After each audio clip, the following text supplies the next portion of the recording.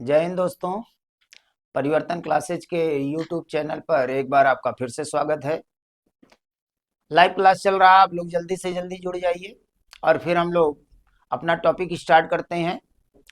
और आज का हमारा टॉपिक है संविधान सभा, जो पिछले लेक्चर में हम लोगों ने आरंभ किया था। संविधान सभा का बैकग्राउंड हमने आपको बताया था पिछले क्लास में कि भारतीय संविधान के निर्माण के लिए एक संविधान सभा का गठन किया जाता है और ये संविधान सभा कैबिनेट मिशन के रिपोर्ट के आधार पर गठित होता है। तो कैबिनेट मिशन कैसे आया भारत में, इसका कुछ ऐतिहासिक बैकग्राउंड पिछले क्लास में हम लोगों ने देखा था। पहले द्वितीय विश्व युद्ध आरंभ होता है, उसके बाद अगस्त प्रस्ताव आता है 1940 में, फिर 1942 में क्रिप्स मिशन आता है, 1945 में बेबल योजना और शिमला समझौता शिमला सम्मेलन होता है। उसके बाद ब्रिटेन में सरकार बदल जाती है, चर्चिल के स्थान पर इटली की सरकार बन जाती है और फिर इटली की सरकार घोषणा करती है कि भारत को 1948 के पहले आजाद कर दिया जाएगा और आजादी के लिए आवश्यक था कि एक सरकार का गठन कर दिया जाए और साथ में संविधान निर्माण शुरू हो जाए। तो इसी उद्देश्य को पूरा करने के लिए कैबिनेट मिशन भारत भेजा जाता है सर पेंथिक लॉरेंस की अध्यक्षता में।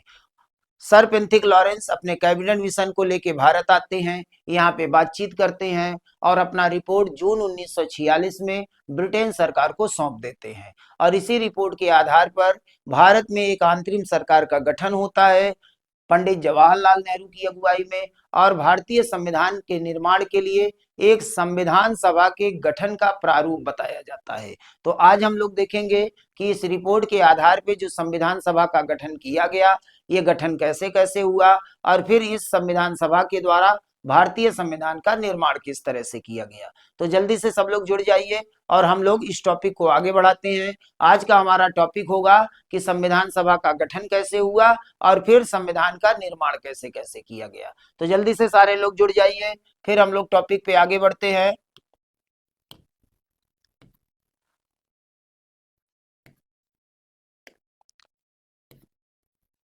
चलिए हम लोग आरंभ करते हैं संविधान सभा को।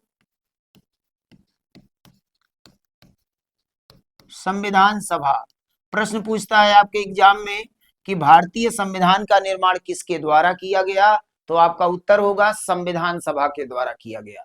संविधान सभा का गठन किस कमेटी की रिपोर्ट के आधार पर किया गया, तो कैबिनेट मिशन के रिपोर्ट के आधार पर किया गया। तो ये पॉइंट्स आपको याद रखने हैं। अब हम लोग संविधान सभा की बात कर लेते हैं, संविधान सभा का गठन कैसे होता है।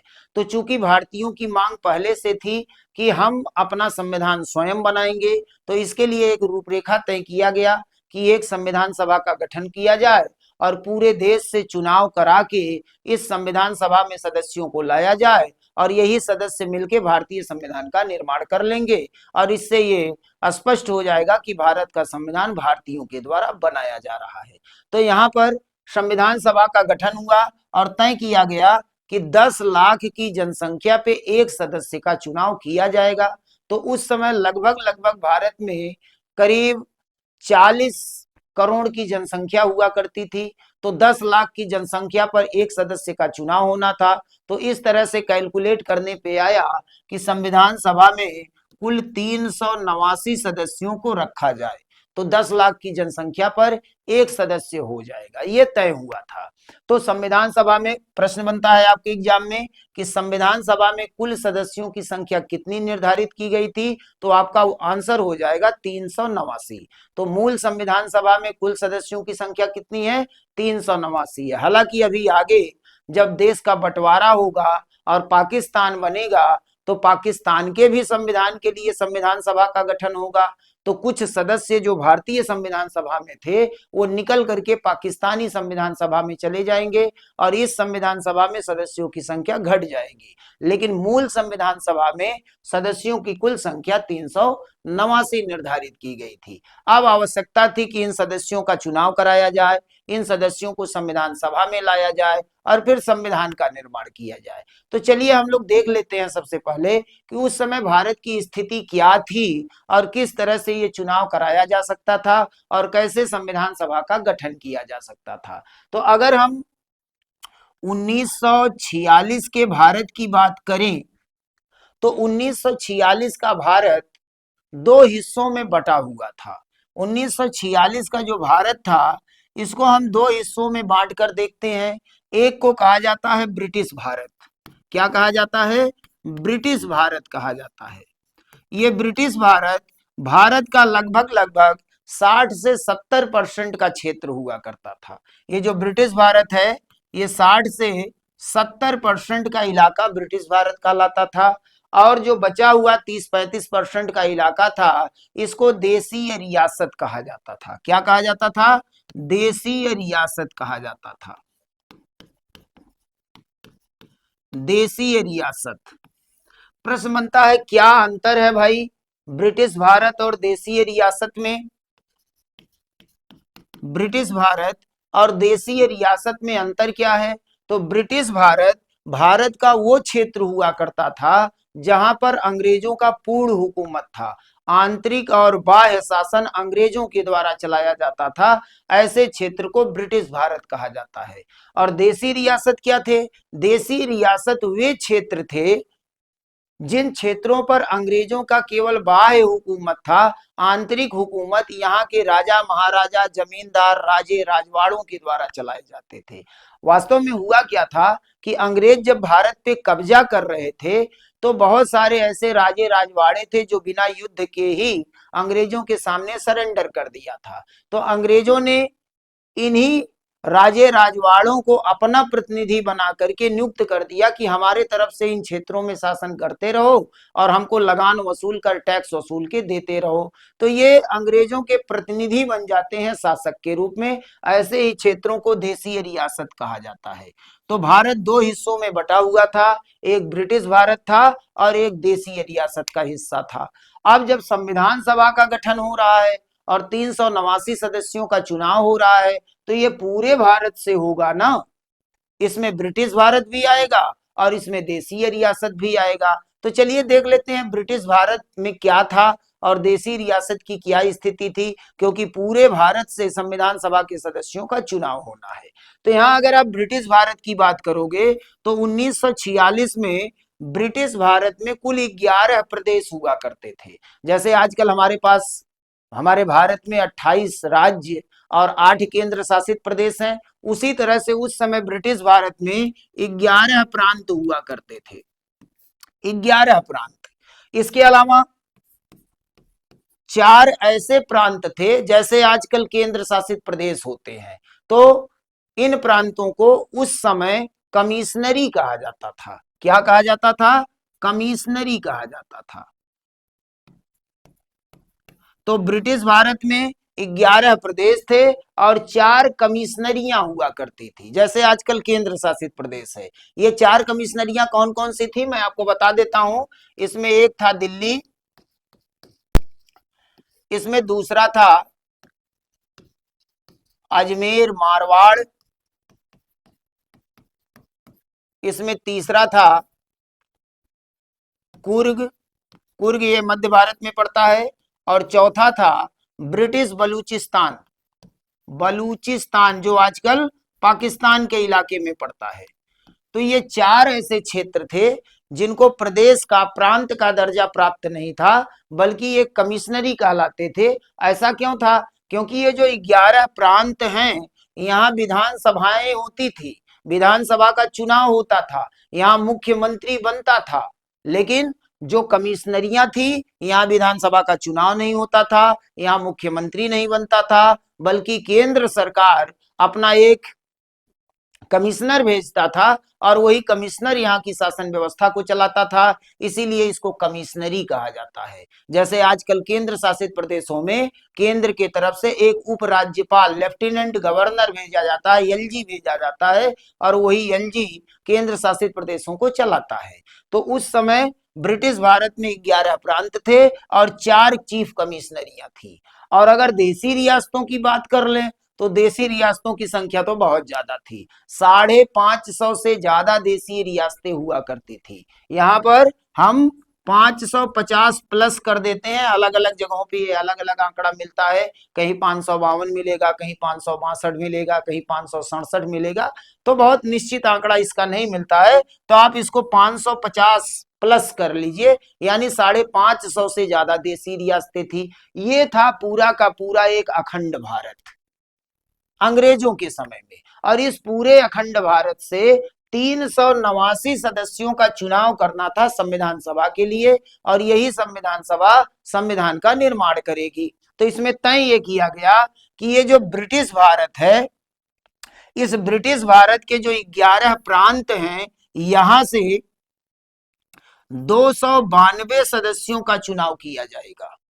कितना किया जाएगा? 292 सदस्य यहां से चुने जाएंगे। और जो 4 चीफ कमिश्नरियां हैं, प्रत्येक कमिश्नरी से एक एक सदस्य चुना जाएगा। तो इनकी संख्या कितनी हो गई? 4 हो गई। और इन दोनों को जब हम जोड़ देंगे तो कितना हो गया? 296 हो गया। तो आपके एग्जाम में क्वेश्चन क्या पूछता है? क्वेश्चन पूछता है कि संविधान सभा के चुनाव में ब्रिटिश भारत से कुल कितने सदस्य लिए गए थे? तो आपका आंसर क्या हो जाएगा? 296 सदस्य लिए गए थे। इनमें से 292 सदस्य ब्रिटिश भारत के 11 प्रांतों से, और एक एक सदस्य 4 चीफ कमिश्नरियों से थे। यानी टोटल कितने सदस्य हो गए? टोटल हो गए 296 सदस्य। ये तो ब्रिटिश भारत से लिए गए थे। टोटल कितने हैं? 389 है। तो 389 में से 296 घटा देंगे तो कितना मिलेगा? 93 बचा। तो ये 93 सदस्यों का चुनाव कहां से किया जाना था? इन देशी रियासतों से किया जाना था। ये तय किया गया संविधान सभा के चुनाव के लिए। यहां पर ब्रिटिश भारत से 296 सदस्य और देशी रियासतों से 93 सदस्यों का चुनाव किया जाना था। ये तय हुआ संविधान सभा के लिए। तो यहां से जो बनने वाले प्रश्न हैं वो यहां से आप क्लियर कर लेंगे। क्वेश्चन क्या बनेगा? संविधान सभा में कुल सदस्यों की संख्या तो 389। संविधान सभा में ब्रिटिश भारत से सदस्यों की संख्या 296। संविधान सभा में देशी रियासतों से सदस्यों की संख्या 93। संविधान सभा से ब्रिटिश भारत के 11 प्रांतों से सदस्यों की संख्या तो 292। ये पॉइंट्स आपको याद रखने हैं जो वन लाइनर में डायरेक्ट क्वेश्चन बनाता है। तो ये हो गया, ये परिदृश्य है 1946 का, जब भारत के संविधान सभा के लिए चुनाव कराए जाने थे। तो अब चुनाव शुरू होता है और चुनाव करा करके संविधान सभा का गठन किया जाता है। तो अब हम लोग देखेंगे कि चुनाव कैसे कैसे हुआ और किस पार्टी को कितने वोट किस पार्टी के कितने सदस्य विजयी रहे, चुनाव का परिणाम क्या होता है। तो चलिए देखते हैं आगे हम लोग।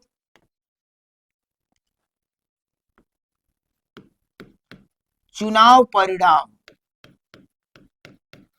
चुनाव परिणाम। तो इस चुनाव में सबसे ज्यादा सीटें प्राप्त होती हैं भारतीय राष्ट्रीय कांग्रेस को। कितना सीट मिलता है?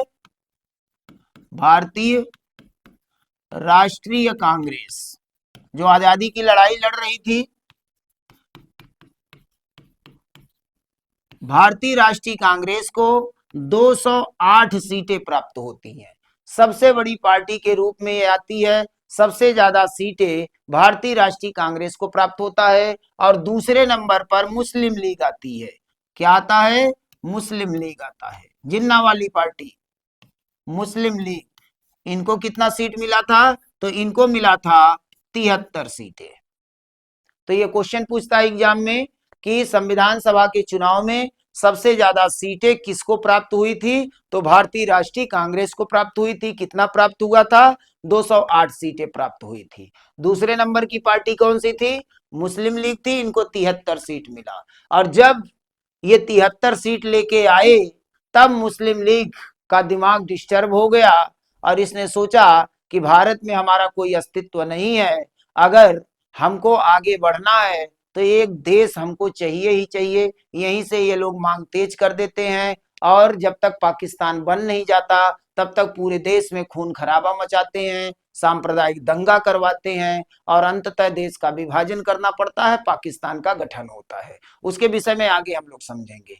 तो ये तो हो गया चुनाव परिणाम। एक प्रश्न और यहाँ से बनता है कि संविधान सभा के चुनाव में कितना महिला सदस्य विजयी हुई थी? कितनी महिला सदस्य विजयी हुई थी? तो महिला सदस्यों की संख्या कितनी थी? महिला सदस्य कितनी महिला सदस्य विजयी हुई थी? तो आंसर क्या हो जाएगा? 15 महिला सदस्य विजयी हुई थी। संविधान सभा के चुनाव में कुल कितनी महिला सदस्य थी? तो 15 महिला सदस्य थी। एक प्रश्न और यहां से बनता है, क्वेश्चन पूछता है कि निर्दलीय सदस्य कितने थे? संविधान सभा के चुनाव में निर्दलीय सदस्य कितने विजयी हुए थे? तो उत्तर क्या हो जाएगा? निर्दलीय सदस्यों की संख्या, तो निर्दलीय सदस्यों की संख्या कितनी थी? निर्दलीय सदस्यों की संख्या 8 हुआ करती थी। इसके अलावा एक प्रश्न और बनता है कि संविधान सभा के चुनाव में एससी और एसटी को कितनी सीटें प्राप्त हुई थी?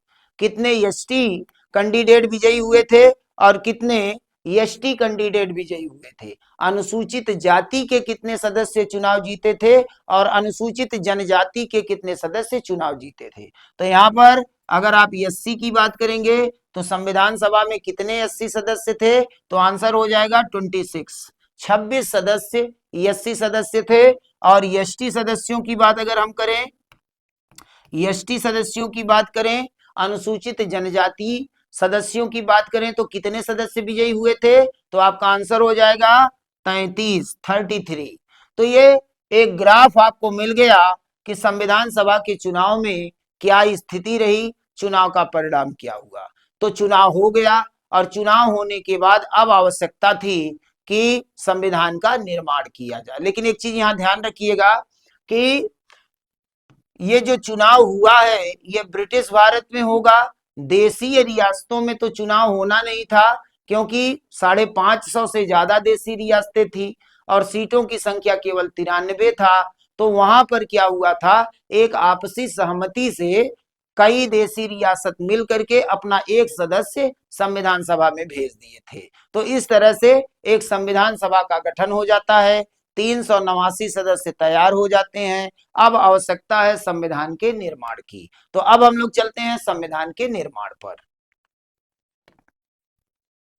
संविधान निर्माण, संविधान सभा का गठन हो गया, अब संविधान का निर्माण किया जाएगा। संविधान का निर्माण जब शुरू हुआ तो संविधान सभा की बैठक आरंभ हुई। तो यहां से प्रश्न बनने शुरू होंगे। तो संविधान सभा की प्रथम बैठक, यहां से हम लोग शुरुआत करेंगे। प्रथम बैठक, तो संविधान सभा की पहली बैठक कब हुई थी? तो संविधान सभा की पहली बैठक 9 दिसंबर 1946 को हुआ था। कब हुआ था? 9 दिसंबर 1946 को हुआ। तो जब किसी भी सभा का बैठक होगा तो कोई अगुवाई करने वाला होना चाहिए। तो आवश्यकता थी कि सबसे पहले संविधान सभा के लिए एक अध्यक्ष का चुनाव कर लिया जाए। उसी की अध्यक्षता में संविधान सभा की बैठक चलेगी। जैसे आजकल जब लोकसभा का चुनाव हो जाता है तो सबसे पहले लोकसभा अध्यक्ष का चुनाव किया जाता है और फिर वही अध्यक्ष अध्यक्षता करता है और लोकसभा की कार्रवाई आगे बढ़ती है। तो यहाँ भी संविधान सभा की कार्रवाई को आगे बढ़ाने के लिए एक अध्यक्ष की आवश्यकता थी। तो पहली बैठक में कहा गया कि चुनाव कराना उचित नहीं है, आज पहली बैठक है तो सर्वसम्मति से किसी को मान लेते हैं। तो 389 सदस्यों में से जो सबसे वयोवृद्ध नेता थे उनका नाम था डॉक्टर सच्चिदानंद सिन्हा। तो डॉक्टर सच्चिदानंद सिन्हा को संविधान सभा का अध्यक्ष सर्वसम्मति से मान लिया गया। तो यहाँ पे अध्यक्ष कौन बना? डॉक्टर सच्चिदानंद सिन्हा, ये बन गए संविधान सभा के अध्यक्ष। अब एक बात और समझ लीजिए, यहाँ पर संविधान सभा की जब पहली बैठक हुई तो इस संविधान सभा में केवल 207 सदस्य ही उपस्थित हुए थे।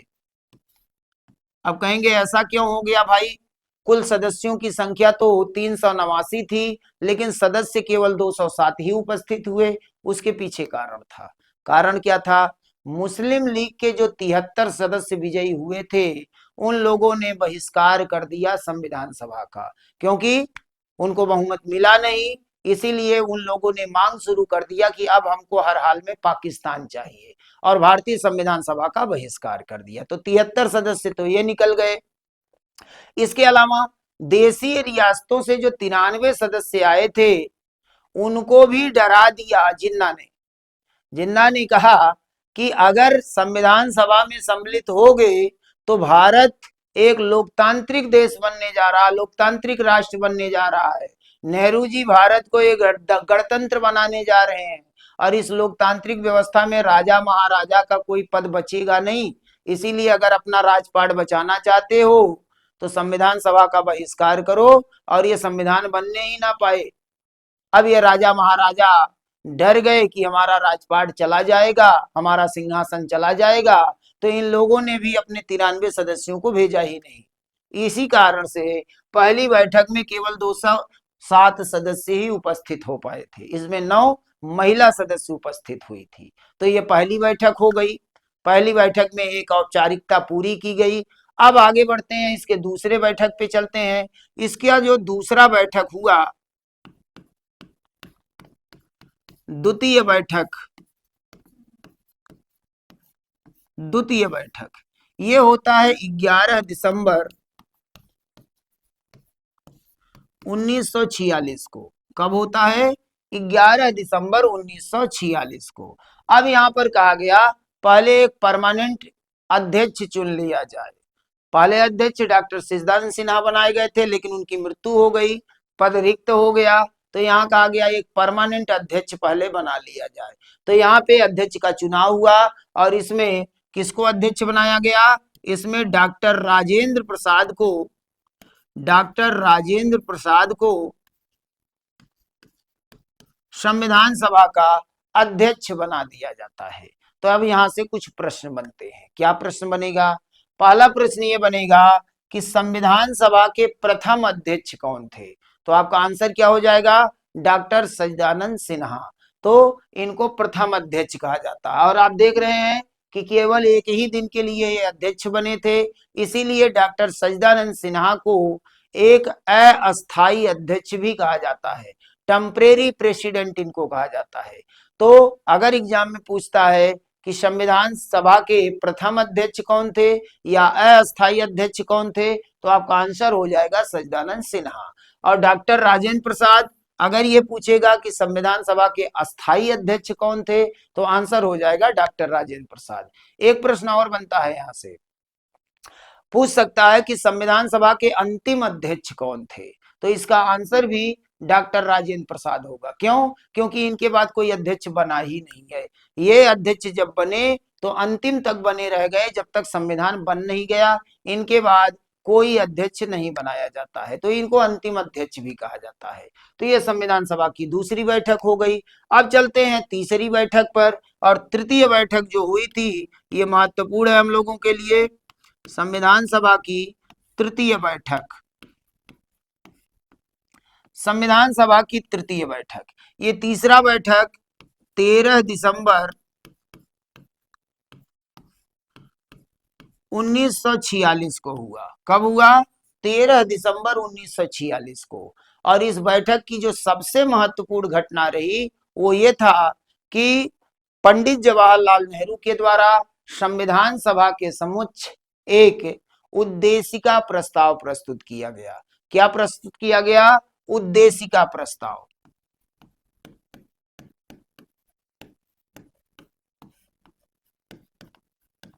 एक उद्देशिका प्रस्ताव यहां प्रस्तुत किया जाता है, किसके द्वारा?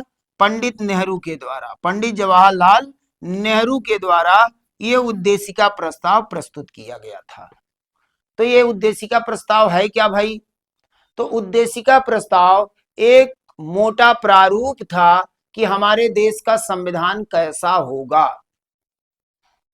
एक स्वरूप बताया गया था कि हमारे देश का संविधान कैसा होगा, कौन सी शासन प्रणाली अपनाई जाएगी, कौन सी शासन व्यवस्था होगी, ठीक ना, धर्म निरपेक्ष होगा कि धर्म प्रधान राष्ट्र होगा। इन सारी चीजों का एक मोटा जो खाका है वो उद्देशिका प्रस्ताव में प्रस्तुत किया गया था। इसीलिए यह महत्वपूर्ण हो जाता है।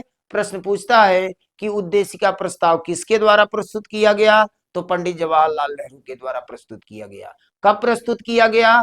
तो 13 दिसंबर 1946 को प्रस्तुत किया गया था। किस बैठक में प्रस्तुत किया गया था? तो तृतीय बैठक में प्रस्तुत किया गया था। तो यह संविधान सभा की तीसरी बैठक है, इसको प्रस्तुत किया गया। अब इस पे विचार विमर्श होने लगा, लेकिन ये पास नहीं हो पाया। क्यों?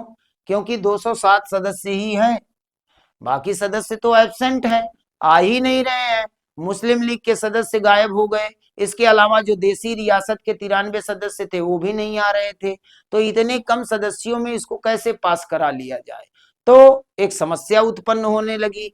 तो जिम्मेदारी दिया गया सरदार वल्लभ भाई पटेल को। कहा गया भाई ये देसी रियासतों को आप मनाइए और किसी तरह से संविधान सभा में लेकर के आइए। तो देसी रियासतों का एकीकरण करने की जिम्मेदारी सरदार वल्लभ भाई पटेल को दिया गया। और सरदार वल्लभ भाई पटेल के प्रयासों से लगभग लगभग सारे देसी रियासतों को भारत के साथ जोड़ लिया गया, केवल 3 रियासतों को छोड़कर।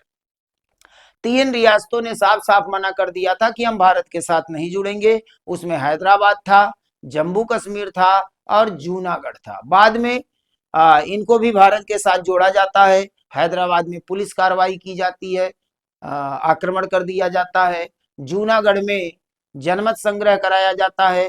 और जम्मू कश्मीर का मामला एक स्पेशल मामला है, उसके बारे में आगे हम लोग बातचीत करेंगे ही कि जम्मू कश्मीर के महाराजा हरि सिंह ने भारत के साथ विलय कर लिया था, लेकिन पाकिस्तान आक्रमण कर दिया था। भारत ने उसका जवाब दिया, 2/3 हिस्सा भारत के कब्जे में आ गया, लेकिन 1/3 हिस्सा पाकिस्तान के कब्जे में रह गया था। तब तक सीज फायर हो जाता है, युद्ध विराम हो जाता है। और 1/3 हिस्सा जो पाकिस्तान के कब्जे में रह गया वो आज भी पाकिस्तान के ही कब्जे में है, जिसको हम पीओके बोलते हैं। तो पीओके का क्या मामला है, जम्मू कश्मीर का क्या मामला है, वो एक अलग लेक्चर में हम लोग उसको कंप्लीट करेंगे। उसमें अनुच्छेद 370 और 35A के बारे में भी देखेंगे, जो अभी हाल ही में 5 अगस्त 2019 को अनुच्छेद 370 और 35A को हटाया गया है और उसके जगह पे नया प्रोविजन किया गया। तो उसके बारे में आगे हम लोग समझेंगे।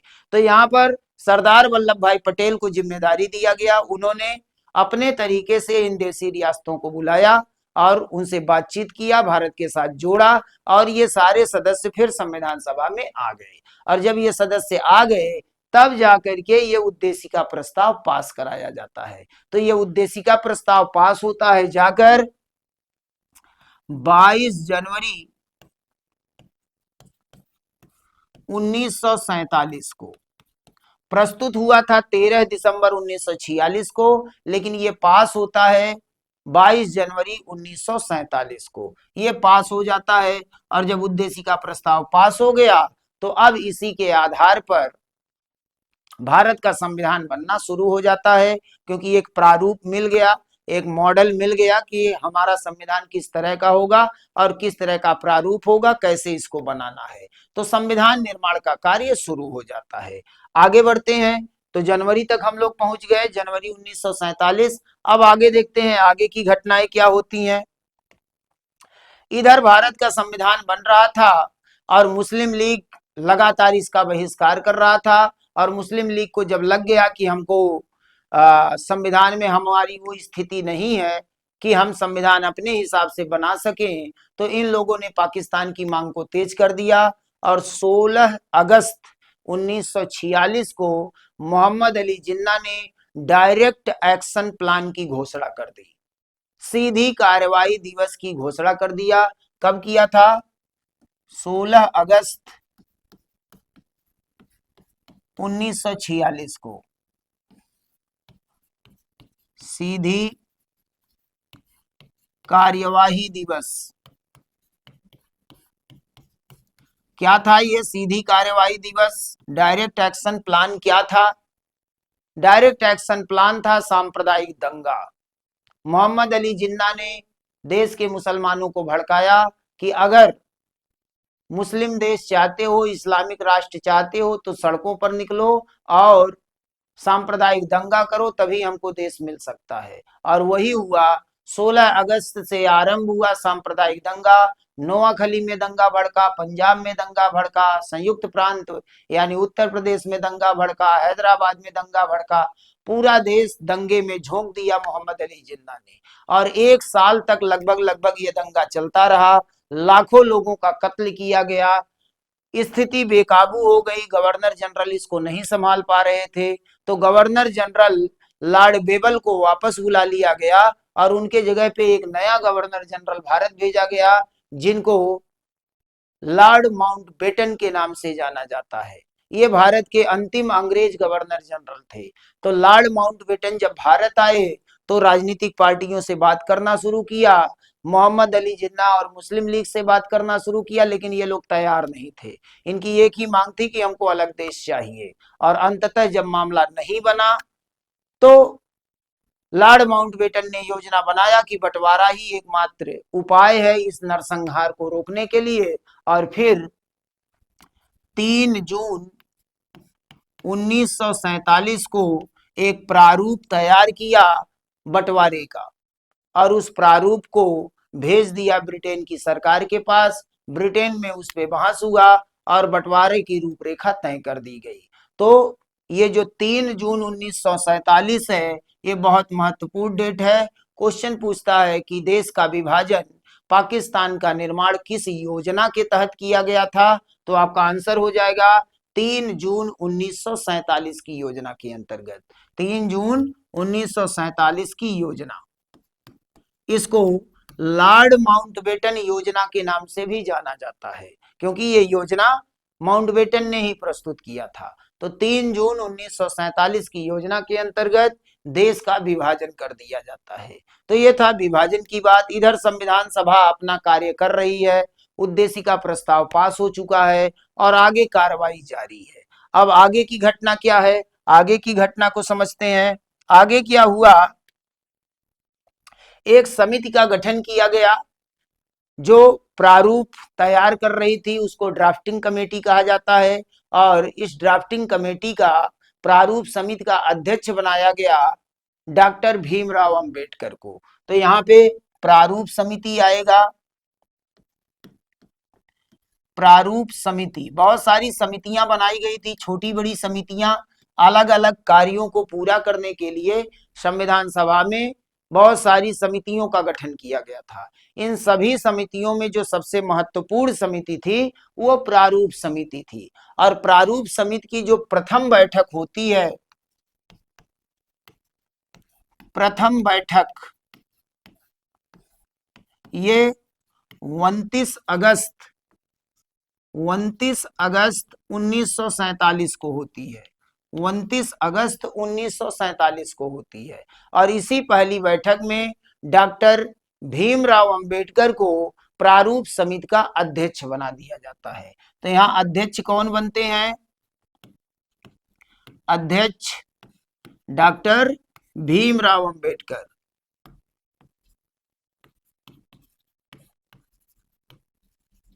डॉक्टर भीमराव अंबेडकर। एक प्रश्न और बनता है यहाँ पर कि प्रारूप समिति में कुल सदस्यों की संख्या कितनी थी, तो आंसर क्या हो जाएगा, प्रारूप समिति में कुल सदस्य कितने थे, तो प्रारूप समिति में कुल 7 सदस्यों को रखा गया था। इसमें एक अध्यक्ष थे और 6 अन्य सदस्य थे। तो टोटल कितने हो गए, टोटल 7 सदस्य थे। प्रारूप समिति सबसे महत्वपूर्ण समिति थी, इसी के द्वारा ड्राफ्टिंग की जाती थी, अंतिम रूपरेखा संविधान का इसी के द्वारा तैयार किया जाता था। और इसके अध्यक्ष बाबा साहब भीमराव अंबेडकर थे। इसीलिए सामान्य रूप से यह कहा जाता है कि भारतीय संविधान का निर्माण बाबा साहब भीमराव अंबेडकर के द्वारा किया गया, क्योंकि सबसे बड़ा योगदान बाबा साहब भीमराव अंबेडकर का रहा भारतीय संविधान के निर्माण में। तो ये प्रारूप समिति के अध्यक्ष बनाए गए थे। अच्छा, बाबा साहब भीमराव अंबेडकर के बारे में कुछ बातें आप लोग समझ लीजिए।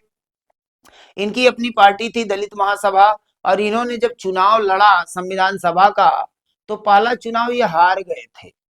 और जब ये चुनाव हार गए तो इनको लगा कि अगर मैं संविधान सभा में नहीं पहुंच पाया तो दलितों के साथ जो अत्याचार हो रहा है, दलितों के साथ जो भेदभाव हो रहा है, छुआछूत हो रहा है, उनको दबाया कुचला जा रहा है, उनकी स्थिति कभी नहीं सुधर पाएगी। इसलिए मेरा संविधान सभा में पहुंचना बहुत आवश्यक है।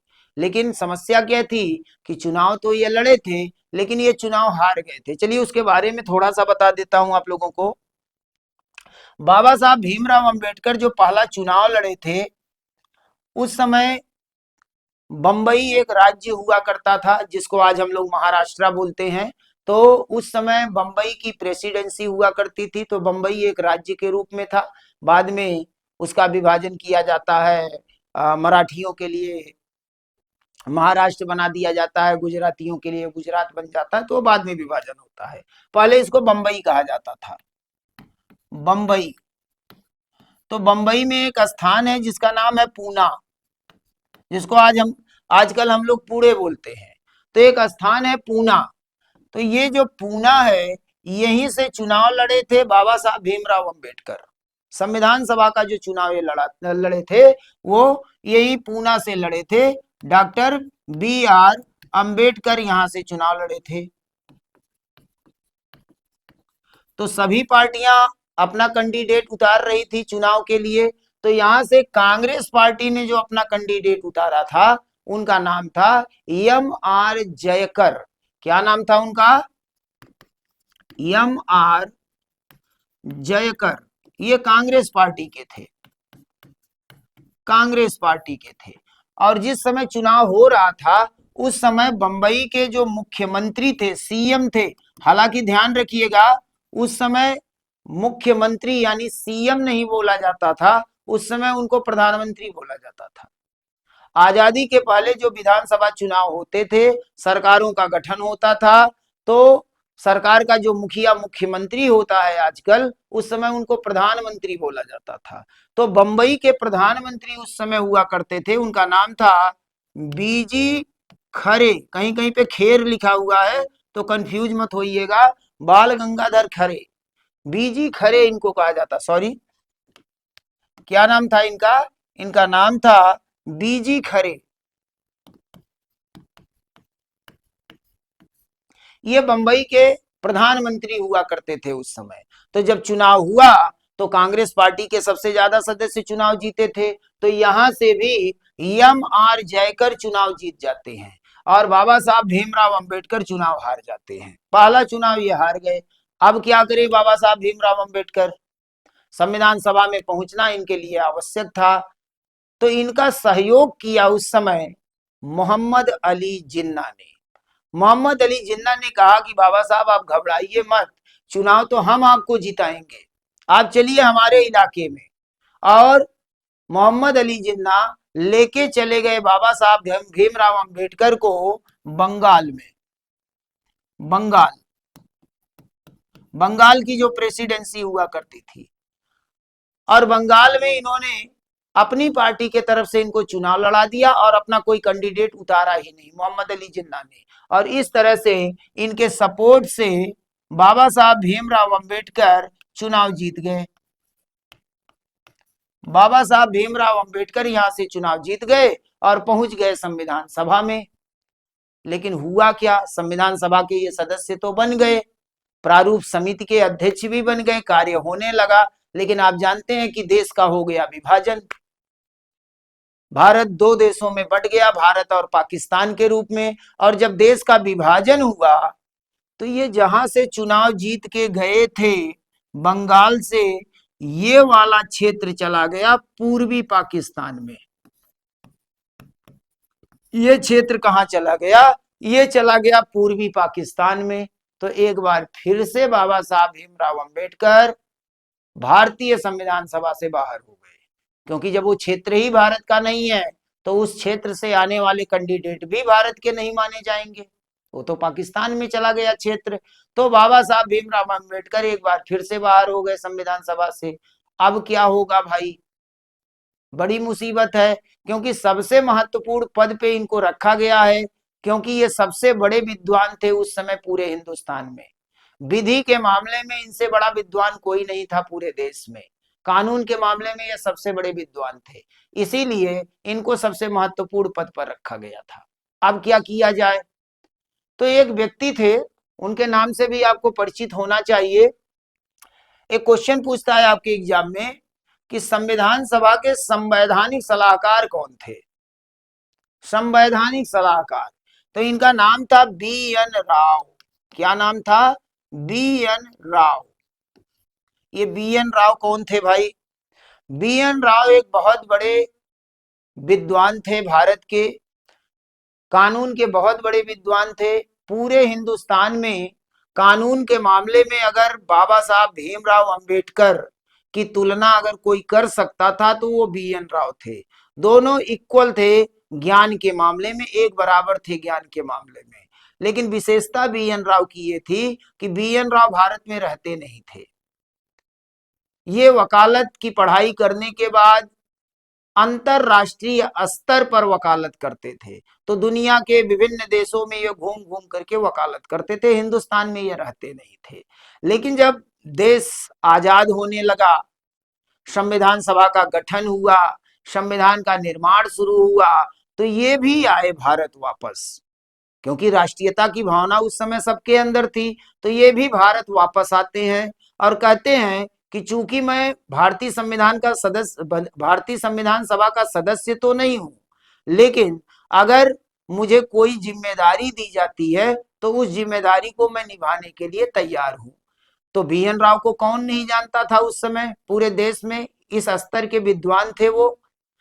तो संविधान सभा ने इनको एक पद दे दिया, इनको बना दिया संविधान सभा का संवैधानिक सलाहकार। क्या बना दिया इनको? इनको बना दिया संवैधानिक सलाहकार।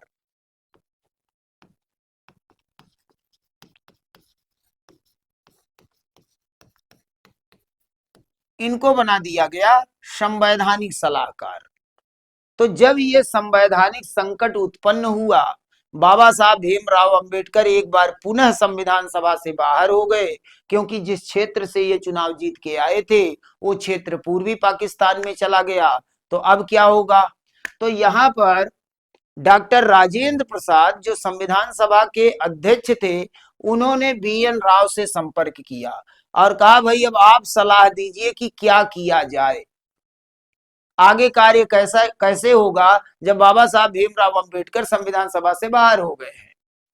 तब इन्होंने सलाह दिया, बीएन राव ने कहा कि दो तरीके हो सकते हैं, या तो बिना सदस्य रहे ही डॉक्टर भीमराव अंबेडकर को अपना काम करने दीजिए, प्रारूप समिति के अध्यक्ष हैं, कार्य कर रहे हैं, उनको करने दीजिए। लेकिन अगर ऐसा करेंगे तो हम लोगों को इतिहास कभी माफ नहीं करेगा कि एक ऐसे सदस्य से संविधान का निर्माण करवाए जो संविधान सभा का सदस्य ही नहीं था।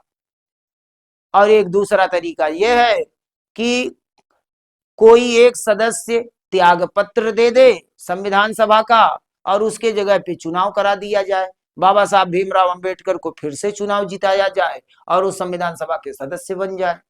तो कहा गया कि हाँ ये तरीका ठीक है, इनको फिर से चुनाव जितवा करके लाते हैं संविधान सभा में। तो डॉक्टर राजेंद्र प्रसाद ने संपर्क किया बंबई के प्रधानमंत्री यानी मुख्यमंत्री बीजी खरे से, चूंकि ये भी कांग्रेस पार्टी के ही थे, बीजी खरे भी कांग्रेस पार्टी से थे, सरकार चला रहे थे। इनसे संपर्क किया, कहा कि आप एम आर जयकर से बात करिए, जिन्होंने चुनाव हराया था बाबा साहब भीमराव अंबेडकर को, इनसे संपर्क करिए और इनसे कहिए कि ये त्याग पत्र दे दें और सीट हो जाएगी खाली, और जब सीट खाली हो जाएगा तो यहाँ हम उपचुनाव कराएंगे और बाबा साहब भीमराव अंबेडकर को फिर से यहाँ से चुनाव जिताएंगे। तो बीजी खरे ने बात किया एम आर जयकर से और एम आर जयकर तुरंत तैयार हो गए। राष्ट्रीयता की भावना सबके अंदर थी, उस समय पद महत्वपूर्ण नहीं था, देश का संविधान बने ये महत्वपूर्ण था।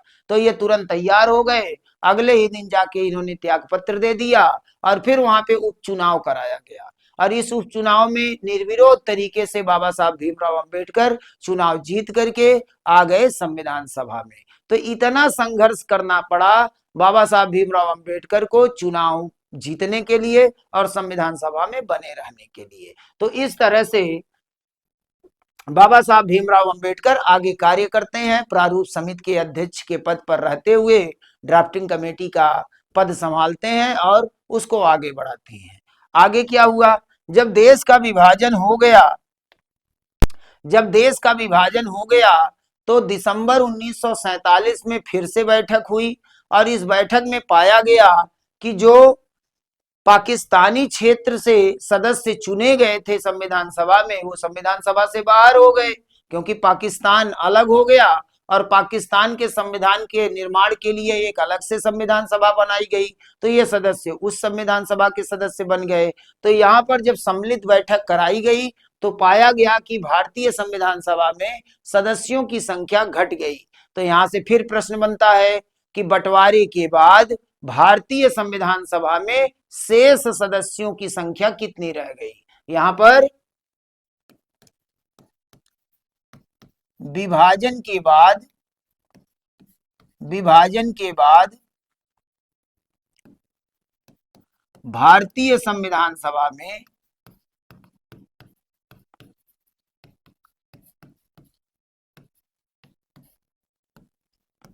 शेष सदस्य ये प्रश्न बनता है। मूल रूप से सदस्यों की संख्या कितनी थी? तो मूल रूप से सदस्यों की संख्या 389 थी, लेकिन जब देश का विभाजन हुआ तो विभाजन के बाद सदस्यों की संख्या घट जाती है, और सदस्यों की संख्या कितनी रह जाती है? सदस्यों की संख्या रह जाती है 299। 299। तो कितने सदस्य घट गए?